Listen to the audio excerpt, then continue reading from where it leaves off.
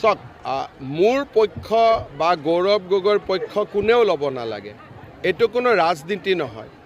3টা প্ৰশ্নৰ উত্তৰ দিব লাগে চিধা, বেকাবেকি নকৰাকৈ, যে গৌৰৱ গগৈ বা কংগ্ৰেছৰ এজন সাংসদে পাকিস্তানত 15 দিনৰ বাবে গৈছিল নে নাই, আৰু এই 15 দিন পাকিস্তানত যাওঁতে তেওঁ কাক কাক লগ পালে, যদি গৈছে এইখিনি কথা অসমৰ মানুহকতো জনাব লাগিব।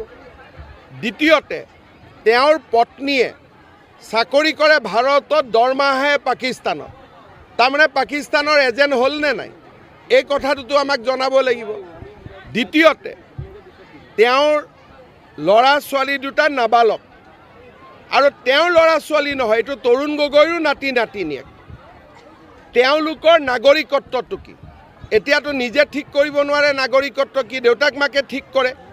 গতিকে যিজন দেউতাক মাকে যদি নিজৰ ল'ৰা ছোৱালীক ভাৰতীয় নকৰে, তেওঁৰ নৈতিকভাৱে অসমৰ পৰা সাংসদ হ'ব পাৰিবনে নাই?